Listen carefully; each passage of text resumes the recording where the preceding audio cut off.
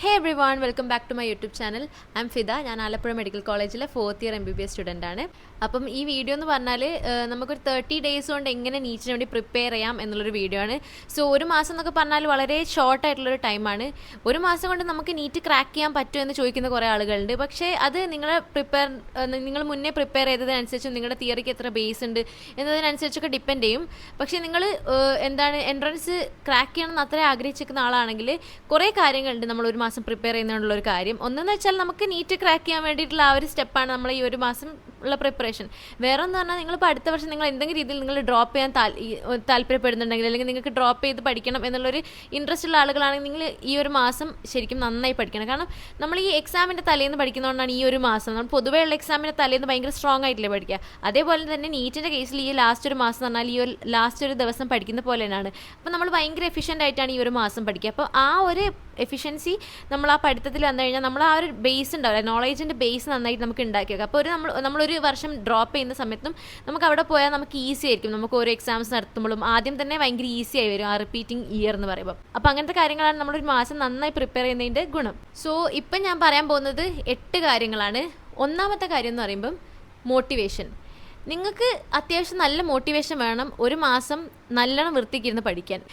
പക്ഷേ മിക്ക ആളുകൾക്കും പറ്റുന്ന തെറ്റെന്താണെന്ന് വെച്ചാൽ ഒരു ആഴ്ചയൊക്കെ ഇങ്ങനെ തന്നെ ഇരിക്കും. പക്ഷേ ഒരാഴ്ച കഴിഞ്ഞാൽ അവർ ഭയങ്കര ഡീമോട്ടിവേറ്റഡ് ആയി പോകും. അതിന് കുറേ കാരണങ്ങളുണ്ട്. ഒന്നെന്ന് പറഞ്ഞാൽ ചിലപ്പം നമ്മൾ എന്താ പറയുക, നമ്മുടെ മോക്ക് ടെസ്റ്റിനോ അല്ലെങ്കിൽ നമ്മൾ സെൻറ്റേഴ്സിലെ നമ്മൾ പോകുന്ന എൻട്രൻസ് കോച്ചിങ്ങിന് പോകുന്ന സെൻറ്റേഴ്സിൽ അവിടെ നമുക്ക് മാർക്ക് കുറയുമ്പോഴോ അല്ലെങ്കിൽ നമുക്ക് പഠിച്ച് തന്നെ നമ്മൾ മറന്നു പോകുന്നത് നമ്മൾ നോട്ടീസ് ചെയ്യുമ്പോഴോ അപ്പോൾ ഒക്കെ ഉണ്ടാകുന്ന ആ ഒരു ഫ്രസ്ട്രേഷൻ ഉണ്ട്. അപ്പം ആ ഒരു ഫ്രസ്ട്രേഷൻ വരുമ്പോൾ അല്ലെങ്കിൽ ആ ഒരു ഡീമോട്ടിവേഷൻ വരുമ്പം നമുക്ക് പിന്നെ പഠിക്കാൻ മുന്നോട്ട് തോന്നൂല. അപ്പം അങ്ങനെ ഡീമോട്ടിവേറ്റഡ് ആയി പോകുന്ന കുറേ ആളുകളുണ്ട്. രണ്ടാമത്തെ കാര്യം എന്ന് പറഞ്ഞാൽ നമുക്ക് ആ ഒരു ഡിറ്റർമിനേഷൻ ഇല്ലാതിരിക്കുമ്പോഴാണ് ആ ഡീമോട്ടിവേറ്റഡ് ആയി വരിക. അതായത് ഇഫ് യു ആർ ഡിറ്റർമൈൻഡ്, നിങ്ങൾക്ക് നീറ്റ് കിട്ടണം എന്നുള്ളത്, നിങ്ങൾക്ക് നീറ്റ് ക്രാക്ക് ചെയ്യണം എന്നുള്ളത് നിങ്ങളുടെ ഡിറ്റർമൈൻഡ് ആയിട്ട് നിങ്ങളുടെ മനസ്സിൽ അത്രയും ഉറച്ച് നിൽക്കുകയാണ്, നിങ്ങൾ ഒരിക്കലും ഡീമോട്ടിവേറ്റഡ് ആയി പോകില്ല. നിങ്ങൾക്ക് മാർക്ക് കുറയുമ്പോഴോ അല്ലെങ്കിൽ നിങ്ങൾക്ക് മടി പിടിക്കുമ്പോഴോ ഒന്നും നിങ്ങൾ ഡീമോട്ടിവേറ്റഡ് ആയി പോകില്ല. അപ്പം എനിക്ക് തോന്നിയേക്കുന്ന കുറേ പേര് ഒരു സമയമാകുമ്പോഴേക്കും മടുക്കും, അവർക്ക് മടി പിടിക്കും. അപ്പം ആ ഒരു മുന്നോട്ടേക്ക് മോട്ടിവേഷൻ, ആദ്യത്തെ ഒരു മോട്ടിവേഷൻ മാത്രമേ ഉള്ളൂ, പിന്നെ അങ്ങോട്ടേക്ക് പോകാനുള്ള ഒരു മോട്ടിവേഷൻ നമുക്കില്ലാതായി പോകും. പിന്നെ വേറെ കാര്യം, നിങ്ങൾ ആദ്യം ഉറച്ച് തീരുമാനം എടുക്കണം. നിങ്ങൾ ഇങ്ങനത്തെ ഒരു പണിക്ക് ഇറങ്ങുകയാണെങ്കിൽ നിങ്ങൾ ആദ്യം ഒരു തീരുമാനം ഉറച്ചെടുക്കണം. കാരണം വെറുതെ ഒരു മാസം നിങ്ങൾ ലൈഫിൽ പോക്കേണ്ട കാര്യമില്ലല്ലോ. അപ്പം ട്രൈ ചെയ്യണമെങ്കിൽ നല്ല വൃത്തിക്ക് ട്രൈ ചെയ്യാന്നുള്ളൊരു സംഭവം നിങ്ങൾ വെക്കണം. നിങ്ങളുടെ ലൈഫ് ഒരിക്കലും വെറുതെ ഒരു കാര്യത്തിന് പോയിട്ട് കളയാനുള്ളതല്ലല്ലോ. നമ്മൾ ഒരു സാധനത്തിന് വേണ്ടി ഇറങ്ങുമ്പം നമ്മൾ പൂർണ്ണമായിട്ട് നമ്മുടെ ഹാർട്ട് കൊടുത്തിട്ട് നമ്മൾ ഇറങ്ങുക എന്നുള്ളതാണ് ഏറ്റവും ബെസ്റ്റ്. അപ്പം നമ്മൾ ഇങ്ങനൊരു പ്ലാൻ ഇടുമ്പോഴോ ഷെഡ്യൂൾ ഇടുമ്പോഴൊക്കെ അതിന് മുന്നേ ഏറ്റവും ഫസ്റ്റായിട്ട് വേണ്ടി നമ്മൾ ആ ഒരു ഉറച്ച തീരുമാനം.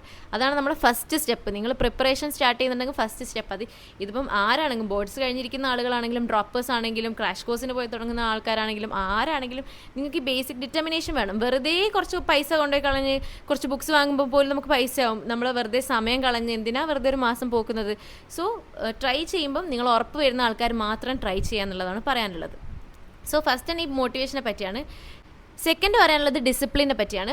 നമുക്ക് മോട്ടിവേഷൻ ഉണ്ടാക്കാൻ ഭയങ്കര ഈസിയാണ്. പക്ഷേ നമ്മളൊരു മോട്ടിവേറ്റഡായി നമ്മൾ ഷെഡ്യൂൾ ഉണ്ടാക്കി ആ ഷെഡ്യൂളിൽ സ്റ്റിക്ക് ഓൺ ആവാൻ ഭയങ്കര ബുദ്ധിമുട്ടാണ്. അപ്പോൾ എനിക്കിത് എല്ലാവർക്കും പറ്റിയ തെറ്റായിരിക്കും. നമ്മൾ ലൈഫിൽ ഏതെങ്കിലും ഒരു പാർട്ടിൽ നമ്മൾ ഇങ്ങനെ ചെയ്തിട്ടുണ്ടാവും. അതായത് നമ്മളൊരു ഷെഡ്യൂളൊക്കെ ഇട്ട് പക്ഷേ ഞാൻ നേരത്തെ പോയിന്റിൽ പറഞ്ഞ പോലെ തന്നെ ആദ്യത്തെ ഒരാഴ്ചയൊക്കെ ഉണ്ടാവും അതിനോട് സ്റ്റിക്ക് ഓൺ ആയി നിൽക്കുക. പിന്നെ അങ്ങോട്ടേക്ക് നമുക്ക് ഒരിക്കലും അത് മുന്നോട്ട് നമ്മളത് ഒഴിവാക്കുന്ന സിറ്റുവേഷൻ വരെ വരും.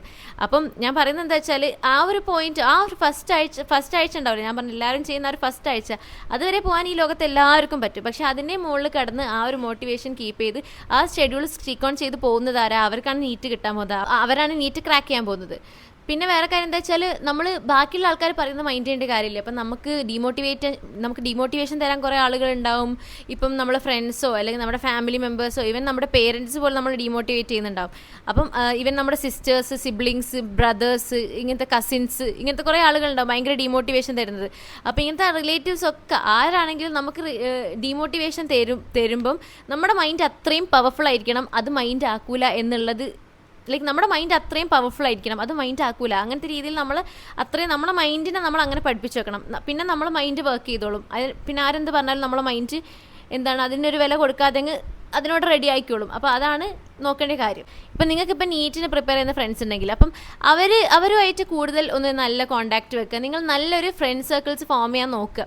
ഇപ്പം നിങ്ങൾക്ക് ചിലപ്പോൾ നിങ്ങളിപ്പോൾ ക്രാഷിന് പോയി തുടങ്ങുന്ന ആൾക്കാരാണെങ്കിൽ, അല്ലെങ്കിൽ നിങ്ങൾക്ക് ഓൾറെഡി ഒരു എൻട്രൻസ് കോച്ചിങ് ഉണ്ടെങ്കിൽ അവിടെയൊക്കെ നിങ്ങൾക്ക് ഫ്രണ്ട്സ് ഉണ്ടാവും. അപ്പം നിങ്ങൾക്ക് നല്ലൊരു ഇപ്പം അവിടെ തന്നെ ഉഴപ്പുന്നവരും ഉണ്ടാവും, ഉഴപ്പാത്തവരും ഉണ്ടാവും. അപ്പം നല്ല ഉഴപ്പൊന്നും ഇല്ലാത്ത, നല്ല അത്യാവശ്യം നന്നായി പഠിക്കുന്ന, നല്ല ഇൻട്രസ്റ്റ് കാണിക്കുന്നതും ഇത്രയും മോട്ടിവേറ്റഡായി നിൽക്കുന്ന ആൾക്കാരുടെ അടുത്തൊരു നല്ലൊരു ഫ്രണ്ട് സർക്കിൾ ഫോം ചെയ്യാം. ബേസിക് ആയിട്ടൊരു കോമ്പറ്റീഷൻ കീപ്പ് ചെയ്യണം. പക്ഷേ നമുക്ക് നല്ലൊരു ഫ്രണ്ട് സർക്കിൾ ഉണ്ടാകുന്നതിന് ഗുണം എന്താ വെച്ചാൽ നമ്മൾ പിന്നെ എന്താണ് അവരുടെ ഒരു പേസിലങ്ങ് അറിയാതെ പോയി പോകും. നമ്മളും ആ ഒരു ലെവലിലോട്ട് പോകും, നമ്മുടെ സ്റ്റാൻഡേർഡിലേക്ക്. നമ്മൾ ബാക്കിയുള്ള ആൾക്കാരുടെ ഒരു പഠിക്കാത്ത ആളുകളുടെ കൂടെ കൂടുമ്പോഴുള്ള പ്രശ്നം എന്താണെന്ന് വെച്ചാൽ നമ്മുടെ വിചാരം അതാണ് എല്ലാവരും പഠിക്കുന്നത്, അങ്ങനെയാണ് എല്ലാവരും ഈ ലോകത്തെ മീൻസ് ബാക്കിയുള്ള നമ്മുടെ കൂടെ പഠിക്കുന്നവരൊക്കെ അങ്ങനെ തന്നെയാണെന്ന് വിചാരിക്കും. പക്ഷേ ഒരിക്കലും അല്ല. നമ്മൾ ആ ഒരു ലെവലിലോട്ട് താഴ്ന്നു പോവുക ചെയ്യുന്ന അങ്ങനത്തെ ഫ്രണ്ട്സിൻ്റെ കൂടെ നമ്മൾ നിൽക്കുമ്പോൾ. അപ്പം നല്ല ഫ്രണ്ട്സിനെ സെലക്ട് ചെയ്ത് നല്ലൊരു സർക്കിൾ ഉണ്ടാക്കുക. പിന്നെ നെക്സ്റ്റ് പോയിന്റ് എന്ന് പറഞ്ഞാൽ ഈ റിവിഷനും ക്വസ്റ്റ്യൻ സോൾവിങ്ങും. റിവിഷൻ നമ്മളിപ്പം നീറ്റിന് പ്രിപ്പയർ ചെയ്യുന്ന ആളുകളുടെ ഒരു ഡിഫറൻസ്, അവരുടെ പ്രിപ്പറേഷനിലെ ഡിഫറൻസ് എന്താണെന്ന് വെച്ചാൽ, നമ്മൾ പൊതുവേ എല്ലാവരും ചെയ്യുന്ന കാര്യം നമ്മൾ തിയറി വായിച്ചിടും, NCERT വായിച്ചു വെക്കും, എല്ലാം ചെയ്യും, ഇക്വേഷൻസും ഒക്കെ നോക്കും. പക്ഷേ ഈവൻ ഫിസിക്സും കെമിസ്ട്രിയും ഒക്കെ നമ്മൾ ഇക്വേഷൻസ് ഒക്കെ എഴുതി ഇക്വേഷൻസ് നോക്കും. പക്ഷേ നമ്മൾ ആ ഒരു ടൈം നമ്മൾ ഇക്വേഷൻസ് നോട്ട് ചെയ്ത് വെച്ച് വിടുക, അല്ലെങ്കിൽ നമ്മൾ NCERT വായിച്ച് വിടുക, അല്ലെങ്കിൽ നമ്മൾ എന്താണ് തിയറി വായിച്ച് വിട്ട് കഴിഞ്ഞാൽ നമ്മൾ വിചാരിക്കും നമുക്ക് ഓർമ്മ ഉണ്ട് എല്ലാ കാര്യം എന്നാണ്. ഒരിക്കലും ഇല്ല. നമ്മൾ ഒരു പ്രാവശ്യം പഠിച്ചാൽ ഒരാൾക്ക് ഓർമ്മ ഉണ്ടാവാൻ പോകുന്നില്ല. സോ നമ്മൾ എപ്പോഴും റിവിഷൻ ചെയ്യുക. എന്ന് വെച്ചാൽ നെക്സ്റ്റ് ഡേ എടുത്ത് നോക്കുമ്പോൾ നിങ്ങൾക്ക് ഒന്ന് നോക്കിയാൽ മനസ്സിലാവും നിങ്ങൾക്ക് ഒന്നും ഓർമ്മ ഉണ്ടാവില്ല. ഈവൻ നിങ്ങൾക്ക് മോക്ക് ടെസ്റ്റ് ചെയ്യുമ്പോൾ ഒന്നും ഓർമ്മ ഉണ്ടാവും, നിങ്ങൾക്കൊന്നും ഓർമ്മയില്ല എന്നുള്ള കാര്യം. അതുകൊണ്ട് മോക്ക് ടെസ്റ്റ് ചെയ്യുന്നത് ഇമ്പോർട്ടൻ്റ് ആണ്. അത് പിന്നെ പറയാം, അടുത്ത പോയിന്റിൽ നെക്സ്റ്റ് ഒരു പോയിന്റ് വരുന്നുണ്ട് മോക്ക് ടെസ്റ്റിനെ പറ്റി. അപ്പം ഞാൻ പറയുന്നുണ്ട്. അപ്പോൾ ഞാൻ പറയുന്നത് എന്താ വെച്ചാൽ, നമ്മൾ മറന്നു പോകാനുള്ള ചാൻസസ് ആർ വെരി ഹൈ. നമുക്ക് ഓർക്കാനുള്ള ചാൻസിനെക്കാട്ടും കൂടുതൽ മറന്നു പോകാനാണ്. നമ്മളിപ്പോൾ ഒരു ഇത്രയും സാധനം പഠിച്ചു കഴിഞ്ഞാൽ അതിൽ കൂടുതൽ നമ്മൾ മറന്നു പോകാനാണ് ചാൻസ് ഉള്ളത്. അതിൻ്റെ ബേസിക് ആയിട്ടുള്ള ചില കോൺസെപ്റ്റ് മാത്രമേ നമുക്ക് ഓർമ്മ ഉണ്ടാവും. അപ്പം റിവിഷൻ ചെയ്യാന്നുള്ളതാണ്. പിന്നെ ക്വസ്റ്റ്യൻസ് സോൾവ് ചെയ്യുക. ഇപ്പോൾ തിയറി നന്നായി പഠിച്ചിട്ട് ഒരു കാര്യമില്ല, നമ്മൾ ക്വസ്റ്റ്യൻസ് സോൾവ് ചെയ്ത് തന്നെ പഠിക്കണം. ബിക്കോസ് നീറ്റ് അങ്ങനത്തെ ഒരു എക്സാമാണ്. നമ്മളൊരു എക്സാം എങ്ങനെയാണ് പാറ്റേൺ ഉള്ളത്, അതായത് എക്സാം എങ്ങനെയാണ് ഉള്ളത്, അതനുസരിച്ചാണ് നമ്മൾ പ്രിപ്പയർ ചെയ്യേണ്ടത്. അല്ലാണ്ട് കുറേ നോളജ് ഉണ്ടാക്കി വെച്ചിട്ട് ഒരു കാര്യമില്ല.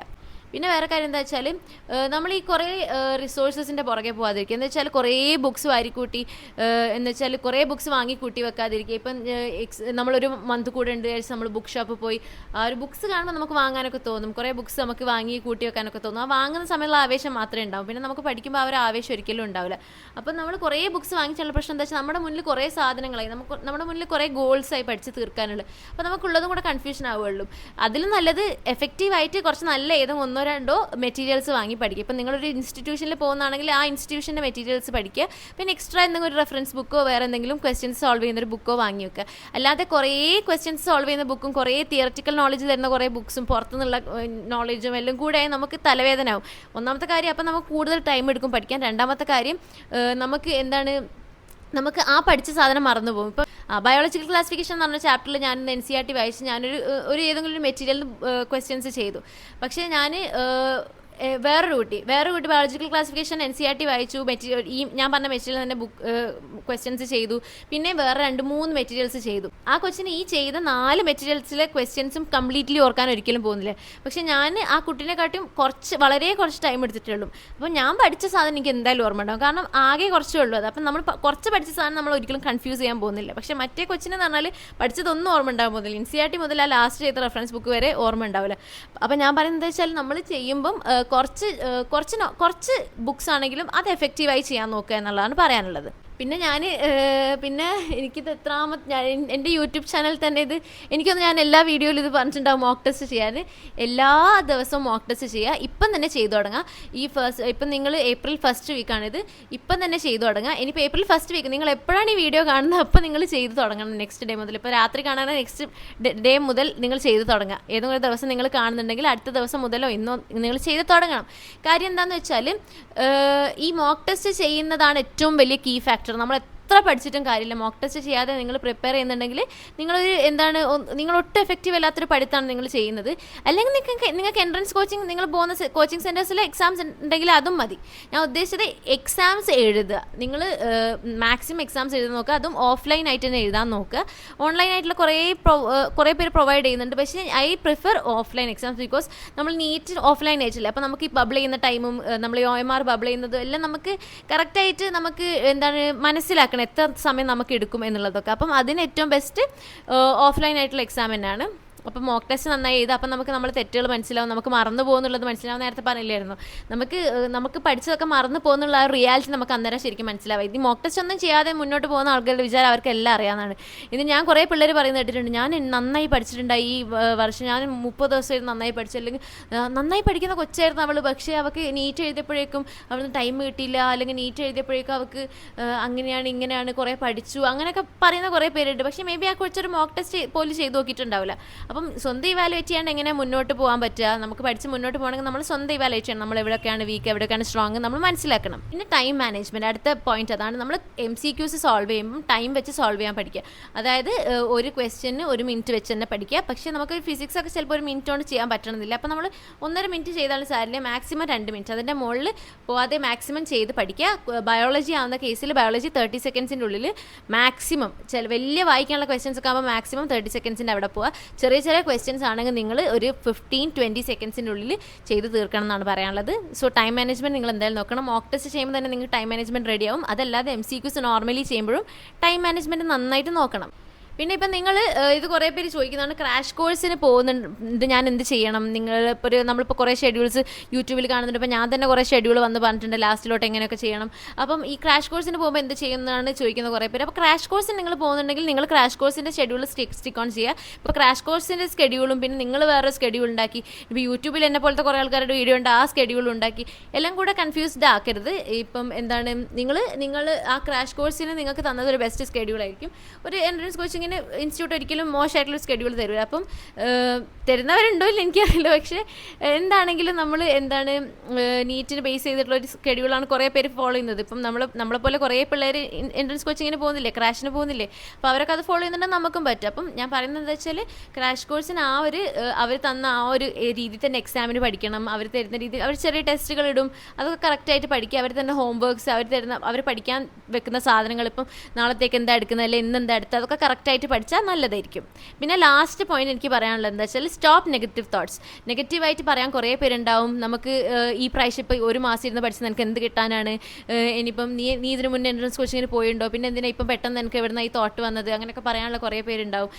നിങ്ങൾക്ക് ഈ പ്രാവശ്യം എഴുതിയാൽ കിട്ടൂല, അങ്ങനെയൊക്കെ പറയാനുള്ള ആളുകളുണ്ടാവും. പ്ലസ് നമ്മുടെ ഉള്ളിൽ നമ്മൾ മനുഷ്യന്മാരാണ്, നമുക്ക് ഇങ്ങനത്തെ തോട്ട്സും വരാൻ തുടങ്ങും. ഇനിയിപ്പോൾ എഴുതിയാൽ കിട്ടുമോ, ഇനിയിപ്പോൾ ഞാൻ പഠിച്ചിട്ട് കാര്യമുണ്ടോ, അങ്ങനെ തിങ്ക് ചെയ്യുന്ന കുറേ പേരുണ്ടാവും. എല്ലാവർക്കും എത്ര സക്സസ്ഫുൾ ആയിട്ടുള്ള ആൾക്കാരാണെങ്കിൽ ഇപ്പം തന്നെ മോക്ക് ടെസ്റ്റിന് കുറേ മാർക്ക് വാരിക്കോരി നിൽക്കുന്ന ആളുകളാണെങ്കിലും നെഗറ്റീവ് തോട്ട്സ് എല്ലാവർക്കും വന്നുകൊണ്ടിരിക്കും. അതായത് അന്നത്തെ ദിവസം എനിക്ക് എഴുതാൻ പറ്റുമോ, എനിക്ക് ടൈം കിട്ടുമോ, അല്ലെങ്കിൽ എന്നോട് മറന്നു പോവോ, പല കാര്യങ്ങളും ഉണ്ടാകുന്ന ആളുകളുണ്ടാവും. അപ്പോൾ ഞാൻ പറയുന്നത് അങ്ങനത്തെ തോട്ട്സ് ഒക്കെ ഒഴിവാക്കി വെക്കുക. അങ്ങനെ തിങ്ക് ചെയ്തിട്ട് നിങ്ങൾക്ക് എന്താ കിട്ടുന്നത്? നിങ്ങളുടെ ഉള്ള സമയം മൊത്തം പോകും, പഠിക്കുന്ന ടൈം മൊത്തം വേസ്റ്റ് ആവുക ചെയ്യുന്നത്. നിങ്ങളുടെ ആ പ്രിപ്പറേഷൻ അതൊരു ബുദ്ധിമുട്ടാവുകയുള്ളൂ. അപ്പം ഞാൻ പറയുന്നത് വെച്ചാൽ നെഗറ്റീവ് തോട്ട്സ് മാക്സിമം ഒഴിവാക്കുക. ഫുള്ളി ഒഴിവാക്കാനൊന്നും ആർക്കും ആവില്ല എന്നറിയാം. പക്ഷെ നമ്മളെ പഠിത്തത്തിന് ബാധിക്കുന്ന രീതിയിൽ അത് വരുത്താതെ നോക്കുക. അപ്പം നിങ്ങൾക്ക് ഇങ്ങനത്തെ ഒരു തോട്ട് ഉണ്ടാവും, ഈ പ്രാവശ്യം ഞാനിപ്പം നിങ്ങളിപ്പോൾ +2 കഴിഞ്ഞ ഒരാളാണെങ്കിൽ ഞാനിപ്പം ഫസ്റ്റ് ഈ 30 ഡേയ്സ് നിങ്ങൾ പഠിക്കാൻ തുടങ്ങാമെന്ന് വെച്ചാൽ, അപ്പം നിങ്ങൾ വിചാരിക്കും 30 ഡേയ്സ് പഠിച്ചാൽ കിട്ടുമോ? അങ്ങനെ കിട്ടുന്ന ആളുകളുണ്ട്, അങ്ങനെ കിട്ടിയ ആളുകളൊക്കെ ഉണ്ട്. പക്ഷെ ഞാൻ പറയുന്നത് എന്താണെന്ന് വെച്ചാൽ, അങ്ങനെ ഒരു തിങ്കിങ് വരുന്നുണ്ടെങ്കിൽ നിങ്ങൾക്കിപ്പോൾ ഈ വർഷം കിട്ടിയില്ല, ഏറ്റവും വേഴ്സ്റ്റായി സംഭവിക്കാൻ പോകുന്ന അതല്ലേ, ഈ വർഷം കിട്ടിയില്ല എന്ന് നിങ്ങളൊന്ന് വിചാരിക്കും. ഈ വർഷം കിട്ടിയില്ലെങ്കിൽ നിങ്ങളിപ്പം ഡ്രോപ്പ് ഔട്ട് ചെയ്യാൻ, അല്ലെങ്കിൽ അത്രയും ഡിറ്റർമിനേഷൻ ഉള്ള ഒരാളാണെങ്കിൽ എന്തായാലും ഡ്രോപ്പ് ഔട്ട് ചെയ്യും. അപ്പോൾ ആ ഒരു ഡ്രോപ്പ് ഔട്ട് ചെയ്യാൻ അല്ലെങ്കിൽ നിങ്ങൾ ഫാമിലി സിറ്റുവേഷൻസ് അനുസരിച്ചിരിക്കും കേട്ടോ. എന്തായാലും നിങ്ങൾ ഡ്രോപ്പ് ഔട്ട് ചെയ്യുകയാണെങ്കിൽ നിങ്ങൾക്ക് ആ ഒരു വർഷം നിങ്ങൾക്ക് എത്രയോ സുഖമാവും ഇപ്പം പഠിച്ചു വെച്ച സാധനങ്ങളൊക്കെ നിങ്ങളുടെ കയ്യിലുണ്ടെങ്കിൽ. അപ്പം ഇപ്പം നിങ്ങൾ പഠിക്കുന്നത് അടുത്ത വർഷം നിങ്ങൾ റിപ്പീറ്റ് ചെയ്യാൻ താല്പര്യപ്പെടുന്ന ഒരാളാണെങ്കിൽ അവിടത്തേക്ക് നല്ല സുഖമാണ്. ഇനിയിപ്പോൾ എന്തെങ്കിലും രീതിയിൽ നിങ്ങൾക്ക് കിട്ടിപ്പോയാലോ നല്ലോണം പഠിച്ച്, നിങ്ങൾ ഇപ്പം ഒന്ന് തുടങ്ങി നോക്കി, ചിലപ്പോൾ പഠിച്ച നല്ലോണം എത്തിയാലോ. അപ്പോൾ ഞാൻ പറയുന്നത് എന്താണെന്ന് വെച്ചാൽ, എന്താണെങ്കിൽ നല്ലതിന് വേണ്ടി മാത്രമാണ് നിങ്ങളിപ്പോൾ പഠിക്കുന്നത്. വെറുതെ കിട്ടുമോ കിട്ടൂല എന്നൊന്നും ആലോചിച്ചിരിക്കരുത്. എന്തായാലും നിങ്ങൾക്ക് എപ്പോഴെങ്കിലും ലൈഫിൽ അതിനെ കൊണ്ടൊരു ഉപകാരം ഉണ്ടാവും. ഞാൻ എൻ്റെ നീറ്റ് സ്റ്റോറീൻ്റെ വീഡിയോയിൽ ഞാനത് പറഞ്ഞിട്ടുണ്ട്. നിങ്ങൾ ലൈഫിൽ എപ്പോഴെങ്കിലും നിങ്ങൾ ലൈഫിൽ കഷ്ടപ്പെട്ടിട്ടുണ്ടെങ്കിൽ നിങ്ങൾക്ക് അത് എപ്പോഴെങ്കിലും അതിൻ്റെ റിസൾട്ട് വരും. നിങ്ങൾ ആ വിചാരിച്ച ഫോമിൽ തന്നെ അത് ചിലപ്പം വരുമായിരിക്കും. പക്ഷേ നിങ്ങൾ ലൈഫിൽ കഷ്ടപ്പെടാണ്ടൊന്നും ഇവിടെ കിട്ടാൻ പോകുന്നില്ല. അപ്പം നമ്മൾ മാക്സിമം ഹാർഡ് വർക്ക് ചെയ്യുക. 30 ഡേയ്സ് ആണെങ്കിലും 20 ഡേയ്സ് ആണെങ്കിലും 10 ഡേയ്സ് ആണെങ്കിലും എത്ര ദിവസമാണെങ്കിലും മാക്സിമം ഹാർഡ് വർക്ക് ചെയ്യുക. Okay, so all the best.